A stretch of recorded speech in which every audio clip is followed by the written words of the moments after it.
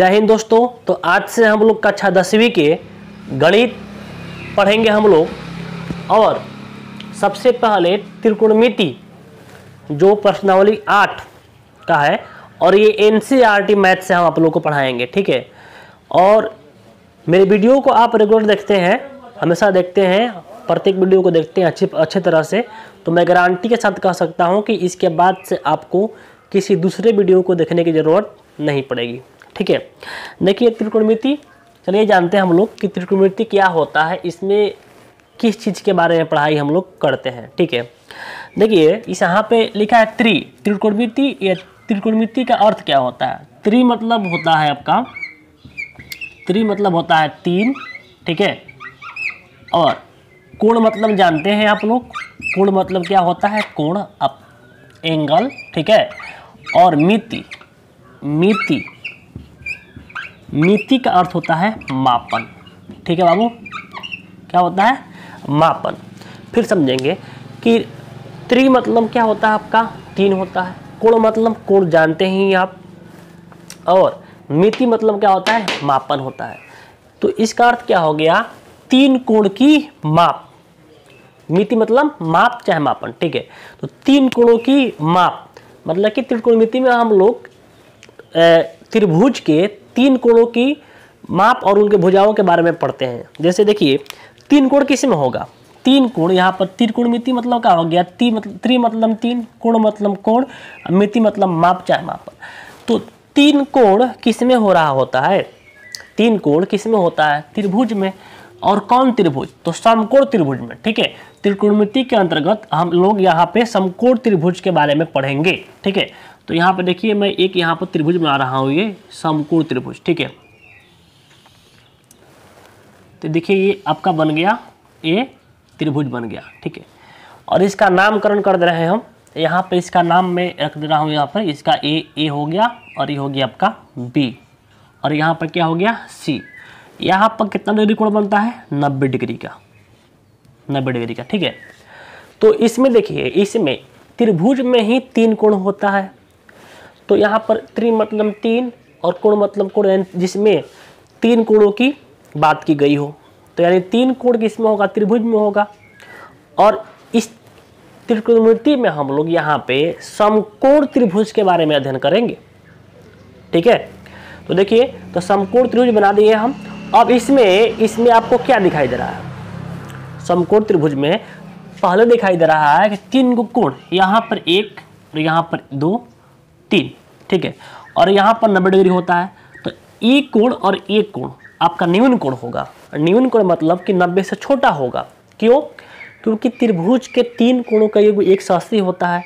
और समकोण बढ़ाएंगे तो एगो 90 हो गया, तो 90 को बच गया, तो 90 को में हई होगा, 90 को में हई होगा।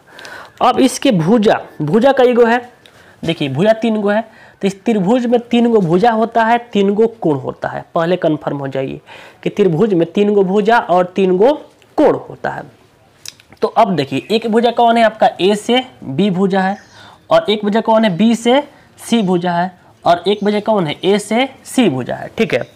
तो इसमें जो समकोण जहाँ बन रहा होगा, जहाँ पर 90 डिग्री बन रहा होगा, उस 90 डिग्री के सामने वाला जो भुजा होगा, सामने वाली जो भुजा होगा वो बड़ा भुजा होगा। और उस भुजा को कर्ण कहा जाता है। क्या कहा जाता है? कर्ण। तो इसका नाम क्या हो जाएगा बाबू? कर्ण। और इसको एच से इंडिकेट करते हैं, छोटा एच से हाइपोटेन्यूस बोलते हैं इंग्लिश में, ठीक है। तो ये हो गया आपका एच, कर्ण हो गया, ठीक है। अब देखिए, और ये जनरली इसको हम जो सीधा है उसको हम जनरली हम लोग लंब लेते हैं, ठीक है। लंब कहते हैं। क्या कहते हैं? लंब। यानी इसको पी से हम लोग इंडिकेट करेंगे, ठीक है। और नीचे वाले को आधार, त्रिभुज किसका बना है? इस पे आधार। तो ये हो गया आपका आधार। आधार मतलब बेस, तो इसको बी से चिन्हित करेंगे, ठीक है। अब ध्यान देंगे यहाँ पे इसमें 3 गो भुजा है। तो त्रिकोणमिति में किसको बारे में पढ़ाई करते हैं? तो समकोण त्रिभुज के 3 भुजाओं और 3 कोणों के बीच में संबंध के बारे में अध्ययन किया जाता है। 3 कोण और 3 भुजाओं के बीच संबंध के बारे में अध्ययन किया जाता है। ध्यान से सुनिएगा मेरी बात को, ठीक है, और हमारिएगा नहीं। आपको मैं बोल रहा हूँ ना कि इस वीडियो देखिए, मेरा चालू किया हूँ, और जो भी इसका होगा वीडियो पार्ट 1 है, पार्ट 2 जो भी वीडियो आएगा उसको आप ध्यान से देखिए। देखने के बाद आपको कोई भी किसी के भी वीडियो देखने की आवश्यकता नहीं पड़ेगी, ठीक है। तो ये हो गया। तो यहाँ पर कोण है कि यहाँ पर कोण है, देखिए अब यहाँ पर ई वाला लंब, ई वाला आधार, ई वाला कोण, ठीक है। तो त्रिकोणमिति में क्या करते हैं, तो त्रिकोणमिति में त्रिभुज के, समकोण त्रिभुज के तीनों कोण और उनके तीनों भुजाओं के बीच में जो रिलेशन होता है उसके बारे में अध्ययन करते हैं, संबंध होता है, ठीक है। अब देखिए यहाँ पर ध्यान दीजिएगा, इस कोण को एक हम मानेंगे कुछ, देखिए इस कोण को कुछ मान लिए, यहाँ पर दे दिया, ठीक है, यहाँ पे। तो इसको ऐसा मानेंगे, ऐसा ऐसा, इसका नाम क्या होता है, तो इसका नाम ऐसा रहेगा ना, ऐसा, इसका नाम है थीटा, थीटा, ठीक है, क्या नाम है, थीटा नाम है, ठीक है। इसको बोलेंगे थीटा, ठीक है। अब ध्यान दीजिएगा, एक बात गौर कीजिएगा कि कर्ण जो है ना, त्रिभुज के जो बड़ा भुजा होगा वो कर्ण कहलाएगा, ठीक है। अब देखिए, अगर इस एंगल को ले रहे हैं, एंगल सी को बात करें हम, तो एंगल सी के सामने भुजा कौन पड़ेगा, इसके सामने वाला ए बी, तो इसके सामने वाला भुजा लंब कहलाएगा, ठीक है। अगर कोण ए की बात करें हम, कोण ए की बात, तो कोण ए की बात करें तो कोण ए के लिए लंब कौन होगा, तो ई लंब हो जाएगा। फिर ध्यान दीजिएगा, घबराइएगा मत, यहाँ पर ध्यान दीजिए। मान लीजिए कि यहाँ पर यहाँ पर देखिए ए बी सी, ठीक है। तो हम कहें कोण सी की बात करें, तो कोण सी की बात कर रहे हैं ना, पहले यहाँ पर देखिए 90 डिग्री, 90 डिग्री के सामने वाला जस्ट क्या होगा आपका, कर्ण हो जाएगा, क्या हो जाएगा, कर्ण। अब ई फिक्स है, कर्ण फिक्स होगा आपका, ठीक है, कर्ण क्या होगा, फिक्स, और कर्ण को एच बोलते हैं छोटा में, ठीक है। अब ई कोण सी की बात करें हम, कोण सी के लिए, तो कोण सी के सामने देखिए, सामने कौन है, ये है, तो ये हो गया लंब, और जो बच गया वो कौन हो गया, आधार हो गया, क्या हो गया, ये आधार हो गया। लेकिन एक ध्यान दीजिएगा, कोण सी के लिए ये आपका लंब होगा, लेकिन अब जब बात करें कोण एंगल ए के लिए, इसको मिटा दे रहा हूं मैं, एंगल ए के लिए यहाँ पे ध्यान दीजिए, ऐसा ऐसा है, ए बी सी, तो पहले तो बात फिर से कि ये कर्ण होगा ये, ठीक है। तो सी के लिए क्या था, हई लंब था, सी के लिए हई लंब था, हई आधार था। लेकिन ए के लिए, कोण ए के लिए, तो इसके सामने देखिए, इसके सामने भुजा कौन है, सामने हई है, तो ये क्या होगा आपका, लंब हो जाएगा। और ई कर्ण, और जो बच गया क्या हो गया, ये आधार हो गया। तो ज़्यादा टेंशन नहीं लेना है, क्वेश्चन जब होगा ना उस समय भी आप लोगों को मैं अच्छे से कर दूंगा, अभी नहीं आया है वो तो कुछ नहीं करना, आपको जनरली का मानना है, ध्यान दीजिए, जनरली आपको यही लेना है, ठीक है। नीचे आधार, ये आपका लंब, ये आपका कर्ण, ठीक है।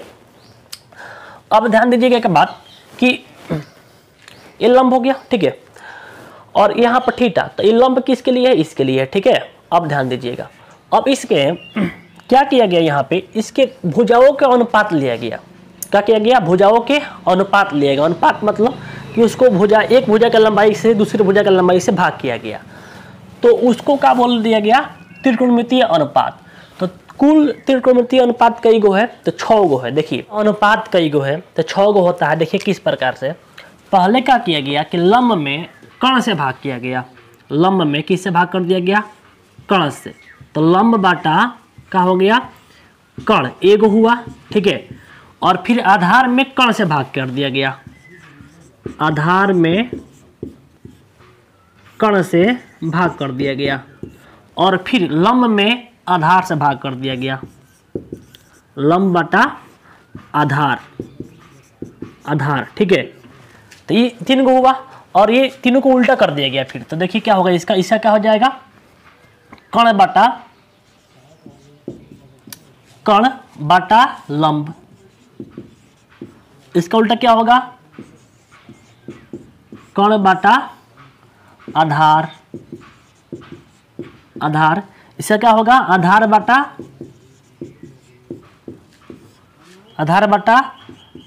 लंब, ठीक है।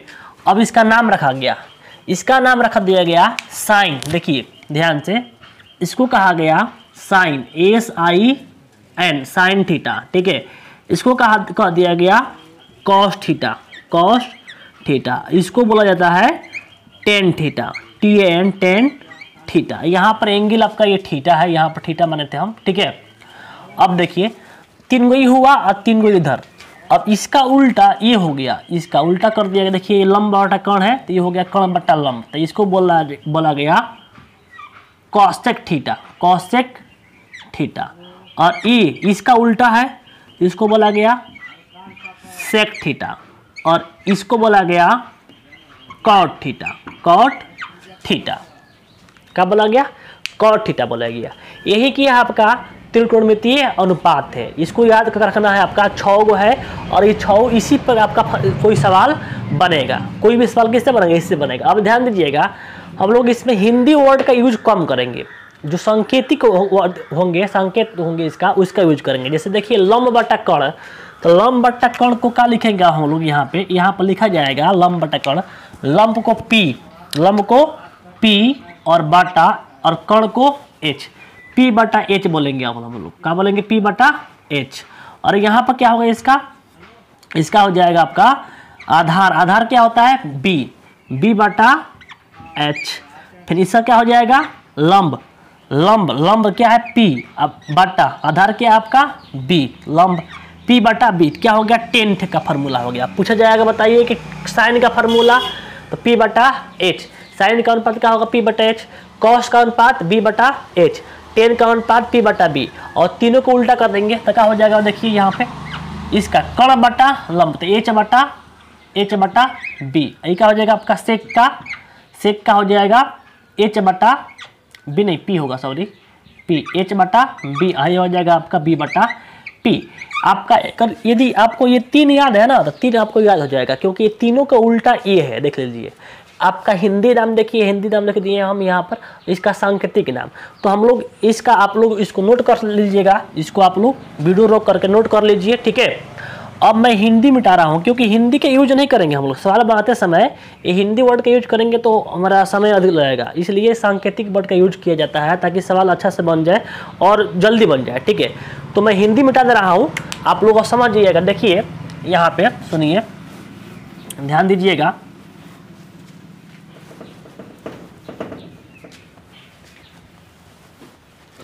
तो इसको बोला जाता है कौन सी?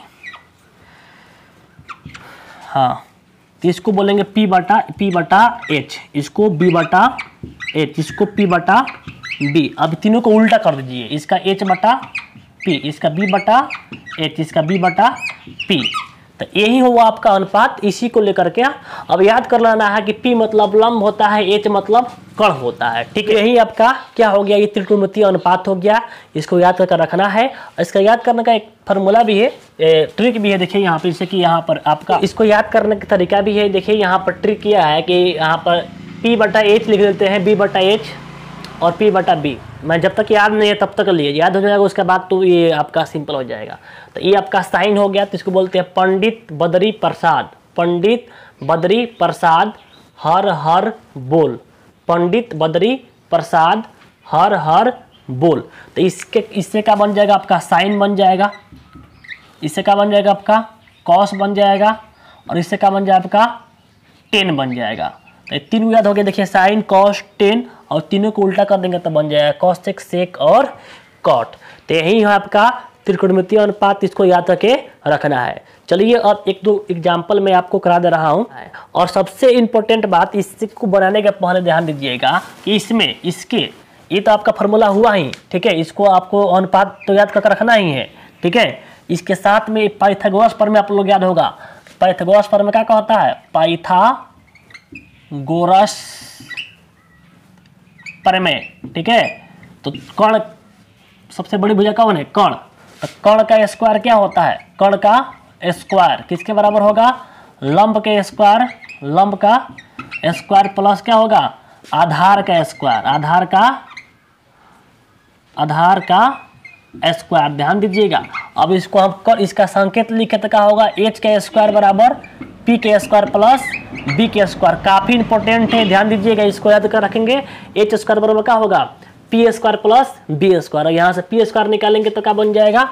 पी स्क्वायर निकालेंगे तो बन जाएगा H square minus B square. हालांकि आप ये इसको याद कर रखते हैं ना, तो सब आपका बन जाएगा इसी पर, ठीक है। तो ये आपको याद कर रखना है। चलिए मैं आप लोगों को एग्जाम्पल करके आपको बताता हूँ, ठीक है। देखिए आपका एक सवाल है यहाँ पे तो त्रिभुज दिया है यहाँ पे ABC, ठीक है। इसका ये दिया है 3, ये दिया है 4 और बोल रहा है साइन थीटा कॉस थीटा का मान निकाले, ठीक है। तो पहले ध्यान दीजिएगा कि कोई भी त्रिकोणमितीय अनुपात का मान निकालने के पहले त्रिभुज के तीनों भुजा का मान मालूम होना चाहिए, ठीक है। तो ये आपका P है, इस थीटा के लिए ये P हो गया, लंब हो गया, आई हो गया आपका B हो गया, आधार हो गया, ठीक है। अब आपको H निकालना है, H आपको फाइंड करना है। तो H मतलब क्या, H मतलब कर्ण निकालना है। तो कर्ण का फॉर्मूला क्या होता है, H² बराबर P² प्लस B², यानी लंब स्क्वायर प्लस आधार स्क्वायर। आप हिंदी में कैसा कर सकते हैं, चाहे चलिए मैं हिंदी में ही कर दे रहा हूँ। देखिए कर्ण का स्क्वायर क्या होता है, लंब का स्क्वायर प्लस आधार का स्क्वायर। तो कर्ण का स्क्वायर करेंगे यहाँ पे। तो लंब कितना है आपका 3 है, 3 मतलब कि लंब मतलब P 3 का स्क्वायर प्लस आधार कितना है आपका 4 का स्क्वायर। तो कर्ण का स्क्वायर निकालेंगे 9 + 16, तो कर्ण निकालेंगे तो 9 को 16 को 25 को हो जाएगा। इधर का स्क्वायर हटेगा तो इधर का हो जाएगा, रूट में हो जाएगा।